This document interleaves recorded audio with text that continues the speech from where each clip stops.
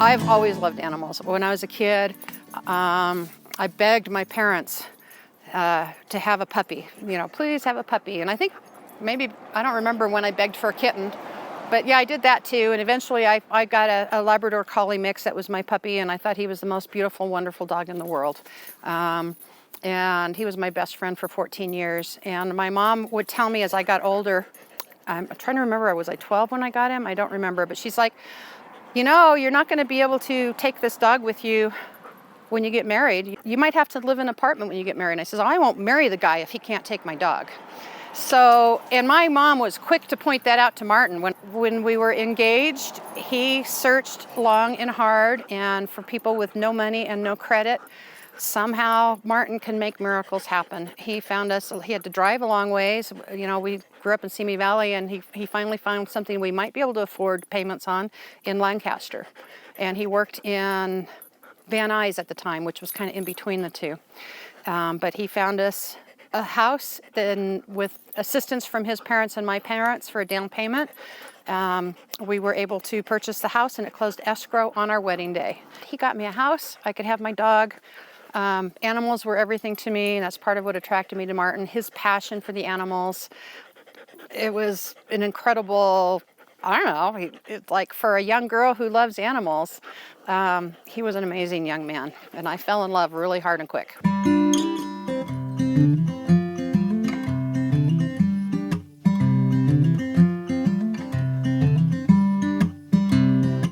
We're going to make a modification to our car.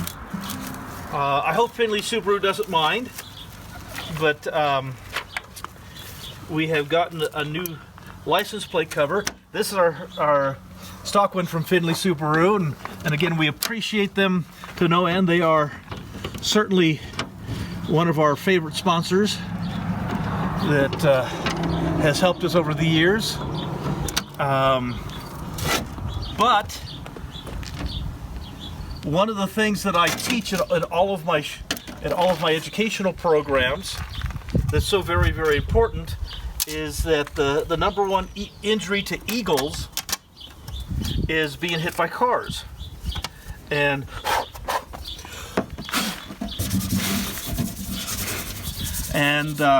so I encourage people, please slow down for birds on the road, because they, especially eagles, they'll eat so much food they can't fly, and they end up getting hit by cars. And so we get a broken car, and I get a broken eagle. And so this license plate rack was sent to us, and I thought it would be really fun to kind of get this on, to kind of promote that message that when you see birds on the road, please slow down so that you don't hit them.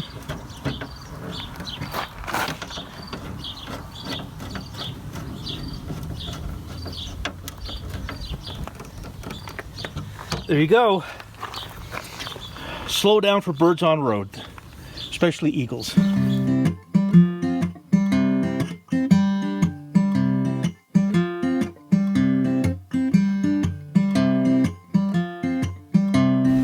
This is a golden eagle. His name is Scout. A farm up in Wyoming was threatening to shoot him, and I was called in by the federal government to go to Wyoming and rescue him before he got shot. So this is a full-grown wild eagle. This is not a pet in any way, shape, fashion, or form. Let's start from the bottom and work our way up now. Look at those feet. Woof! Okay? Those are huge. Not only are they big, they are powerful. Let me show them your pretty feet. I know, let me show them your pretty feet. There we go. Oh my goodness. 600 pounds per square inch of crushing power in those feet. Oh my goodness. He can drive those razor sharp talons through my hand and crush the bones in my hand. Incredibly powerful. In fact, if you look carefully, you see a little bloody scratch. His talons are razor blades, and that's him just rubbing them on me. Okay? So I get cuts all the time. And it's just part of handling an eagle. Humping guy, you're such a good boy. Look at those beautiful eyes. Absolutely. Yellow. They look yellow. As a baby, as a juvenile, they're brown. And by the time they're 5 years old, they turn yellow. Oh, wow. And he's So he's a full adult. He has his yellow eyes. How old is he?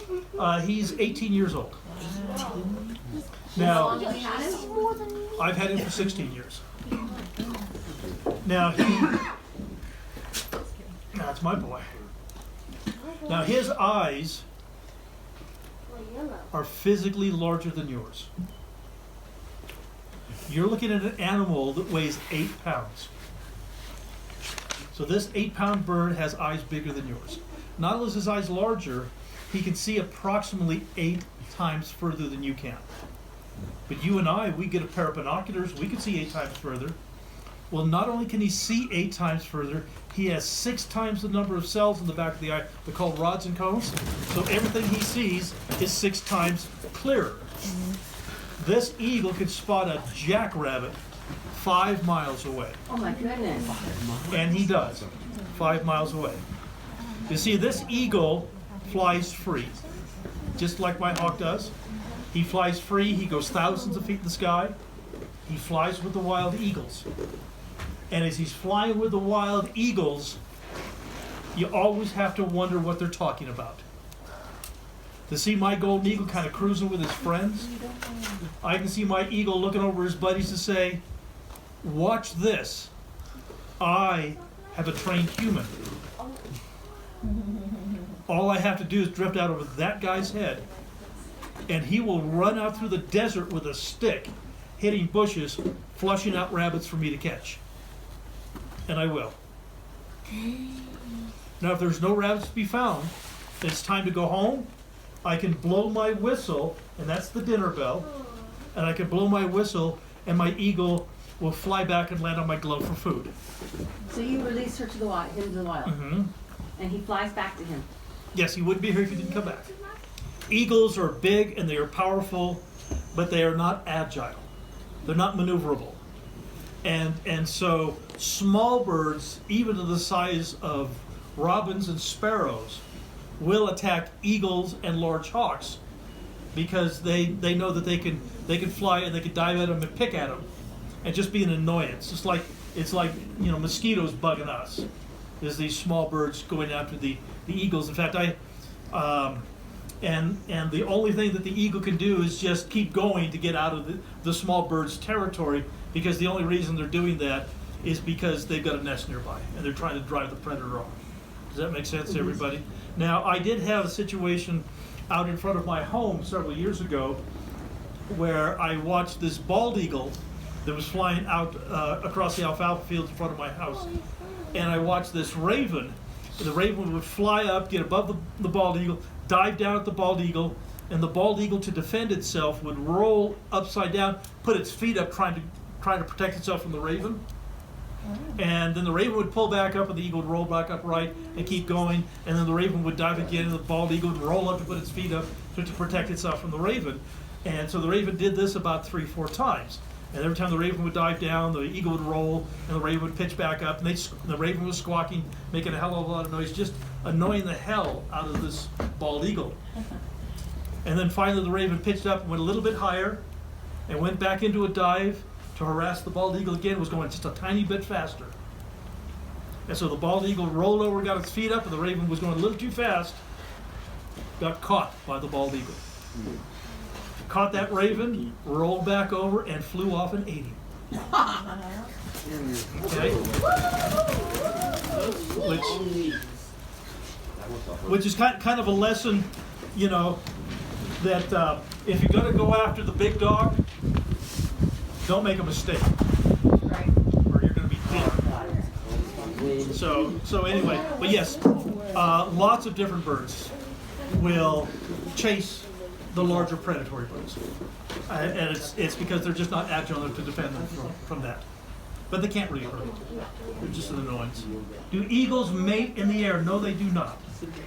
That's an old wives' tale. Now, they do court. And let me explain the difference.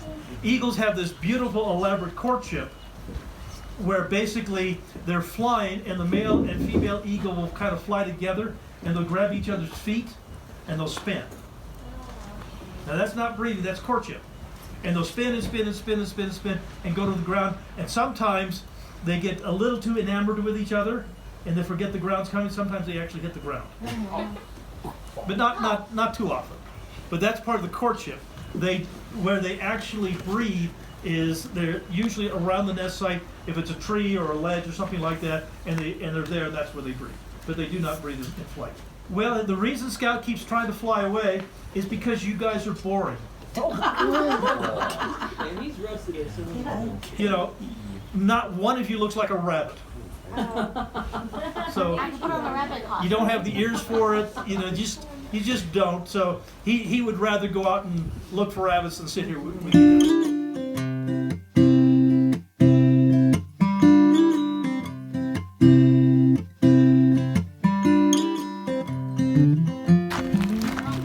How are the jackrabbits out here? I haven't seen any. Yeah, that's been one of our problems. Oh, hello, little Cooper Hawk. Things on the front here. Yeah. You can stand up, Martin, and go up there. Easy, Yeah. buddy. I didn't bring a glove, Sue. See if we got a towel or something. I grabbed the box, but I didn't grab it. Is this big enough? Yeah, that'll work. I just need to cover his head a little bit. Oh, shut up.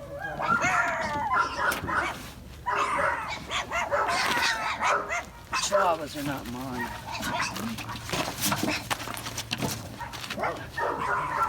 Hey, Cooper. We got you. Oh, man. You got his feet? Yeah, I got him. I'm so glad I spotted him before the dogs went after him. Okay. Little female Cooper's Hawk. Beautiful bird. They are. Just beautiful. Okay, we'll get her home and see what we can do for her. Okay. Oh, man. Yeah, I think she's been hanging around here for about a year, since she was young. Well, actually, this one is about 4 months old. Oh, really? Okay. There's a then whole lot that come through. maybe it was, I don't know. I've had one hanging around, so she's just a baby. Well, they're full grown about 8 weeks old. Really? They're flying. And so We have 2 or 3 of them So come through our yard every day.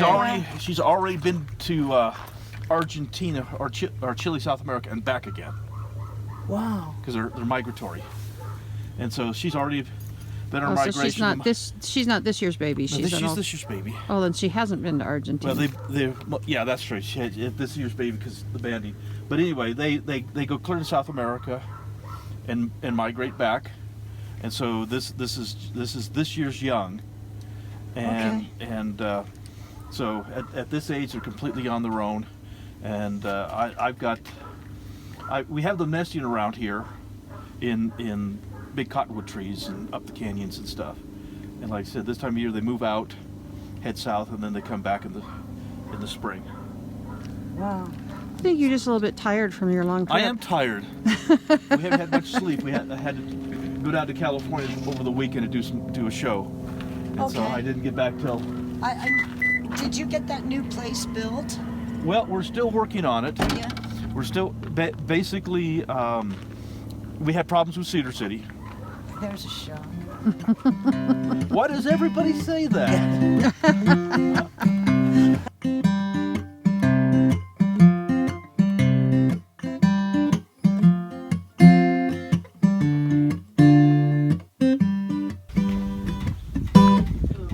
We got you.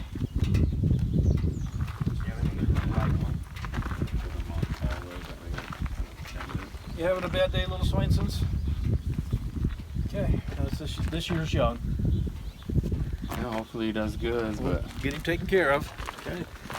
all right, you guys have a good day. Thanks. No problem.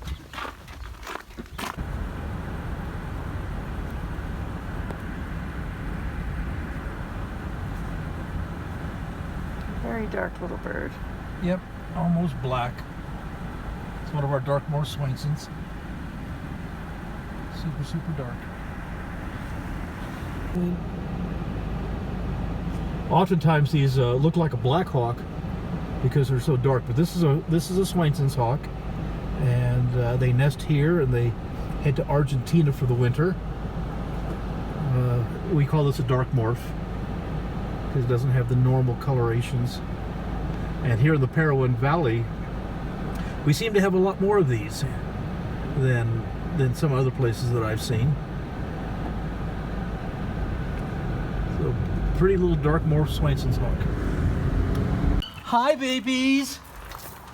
How's my kids? You can hear the noisy kids. Yep, my noisy kids. It's Swainsons Hawks Day. This is the day that we release the young Swainsons Hawks that we've been raising all summer. And They're coming and going here. yeah, they're ready to go. They'll start their migration here in about 2 weeks. And so we need to get these guys back in the wild before the migration starts, so they can head south. Some of these Swainsons Hawks go all the way down to Argentina. Very vocal babies. Yes, they are. Maybe I'll go in with the last one, but not with the first one, because there's too many flying around in there.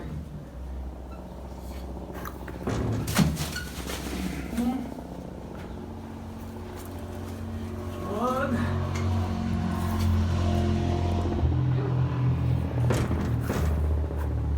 Sorry, we can't see anything. That's okay. I'm just doing my job here. Get these guys caught up. Coming out. Yeah. Now, it's a little hard to tell. If you kind of look closely, what you'll see is yes, hi, Noisy. We've got 3 babies here. And this is very typical of a juvenile with kind of the reddish fronts. The one right here is more of a dark morph. Hi, baby. You can see its belly is the dark patches, but it goes all the way down instead of having the big orange front. So that's a little darker one. And yes, you guys are ready to go back to the wild. darker, but not as. Not terribly dark, a little bit darker. So let's get this one in a box.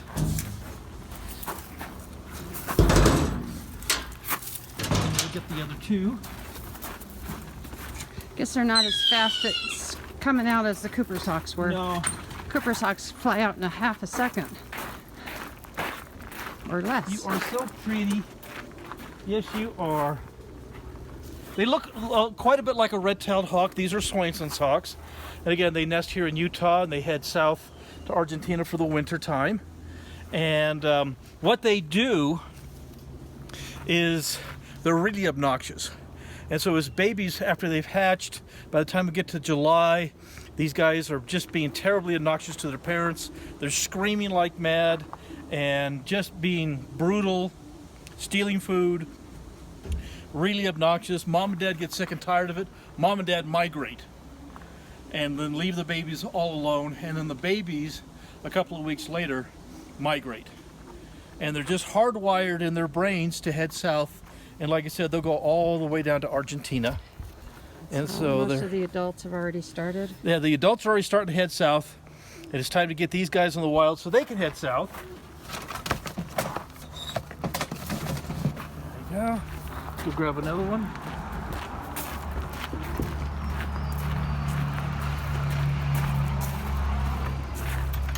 I guess I can sneak in with you. Sure. I just was expecting what I saw with the Cooper's Hawks, where they just come flying out the door. These are not nearly that fast and agile. And you can come on in and you can see, you know, they have different amount of darkness. That when they just yelled at us, that's a more of a dark So I morph. can let go and I can adjust the camera. Yeah. And you can see that up closer. And I'm going to try to get both of them so we don't have to come back because the other boxes are at the car. That's pretty little Swainsons Hawks. So let's see what we can do here. One at a time is just fine. It's going to be harder to get 2 of them out without getting hurt. Give it to me. We got you. Got one. Feisty little critters. Yeah, you are. Feisty little guys. We love Swainsons Hawks. They're so cute. There's one. You want me to hold one, tuck it into my arm? I can get him. I'm good at it. Okay.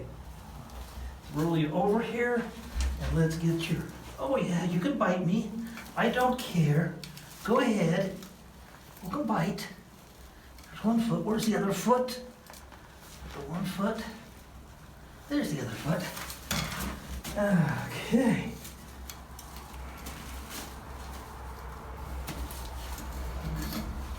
Two and one. Okay, if I can get you to open your little talons up here, we can get the net off of you. I know, babies. There we go. Well, I'm here, one at a time is plenty. Yeah, I can handle both of them. They're cute. Hi, sweet babies. With very sharp claws. Very, very sharp claws and sharp little beaks. Hi. And we have both of you. Two and one. I'm gonna help you tuck their wings in. His wings are way out. He's fine. We're fine, sweetie. That's this one. Hi, babies. His other wing is way out too. It's just fine, sweetie. We'll get them in their box. Okay, sorry, I'm such a pain in the butt. Yeah. They've had a big lunch, so they are definitely ready. We'll come Ready to back for go? this. Oh goodness. Yes, I know, I worry and I gripe too much. But I bet you're all thinking the same thing. He's crazy. Well, when you've handled these guys for 50 years, you just know what you can't get away with. So, okay. I'll open a door for you. Thank you. One's there. Okay. All the babies are in. Just go down here. And you got the other one behind your seat. Isn't that fun? No, it stressed me out. Well, let's hop in the car and let's get these guys released where they belong. Come on. So Rush Lake Ranch was a kind of a historic area, right? It was an old farm. It was an old stage stop. The stagecoach would stop here and change horses out to continue on. And before the water all got diverted to irrigation, there was actually water out here? Yeah, this was a big Or, wetlands. Yeah, wetlands and lake. It was a really wonderful waterfowl area and habitat, but It was long before our time. yeah, when the pioneers settled in the area, they diverted the water over on the Parowan side and dried up the Rush Lake Ranch area here on the west side. And this is a good area to view eagles in the wintertime that come down, they migrate from the north. Yeah, this is actually, these trees right here are one of the best places to come in the winter, and either early mornings or late evenings before the eagles go soaring or when they return, they like to sleep in these trees. So it's a nice thing to come out and do a little eagle watching.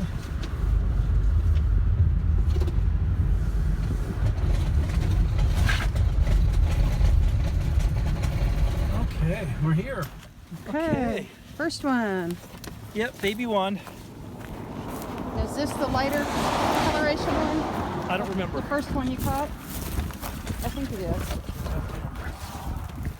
Okay. And you want to probably get on this other side, Sue. 'Cause No, it's this got- one's more that way. I'm just saying this is where the door opens. Oh, well. Okay, I'll get on your other side. Okay. That's the way the door opens. Hi, baby. Well, the door's open and he's just not going anywhere yet. I'm too nervous. Yeah. This is scary. There we go. There you go, little one. There's our baby. 'Cause I'm out of here.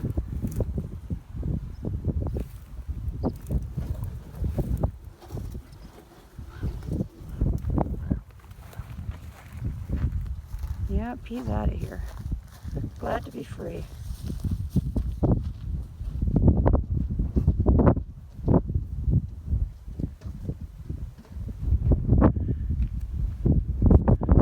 towards some more alfalfa fields. Good places to hunt. Okay. Now it's time for number 2.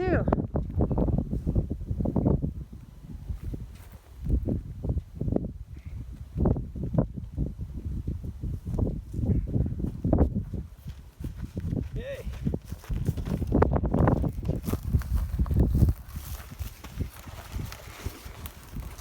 Baby number 2, you ready, Sue? Get him up over the barbed wire. He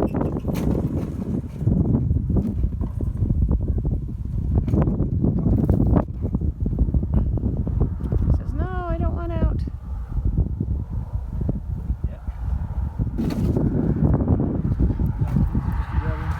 There he goes.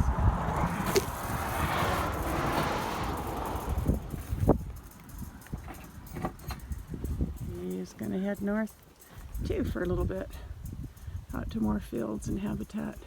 Yep. He's enjoying his freedom.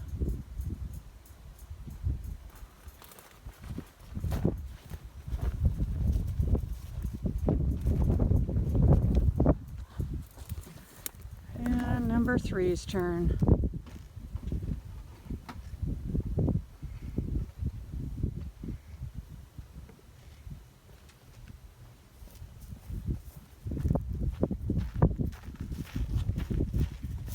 Baby number 3.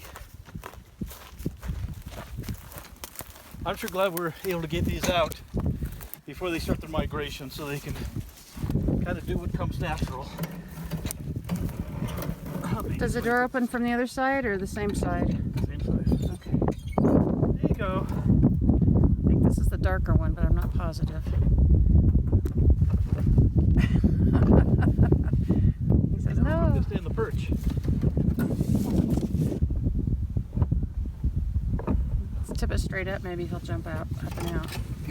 Yeah, look. There you go. There's my boy. They like to go up. Yes, they do. There you go. There's our little baby. Yeah, he's the darker one, right? Yeah. Dark morph. Says, "Look around. When you're ready to go, you can go." I don't understand what's going on here.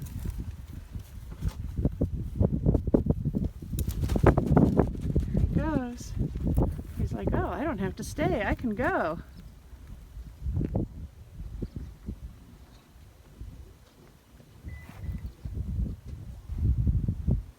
There he goes.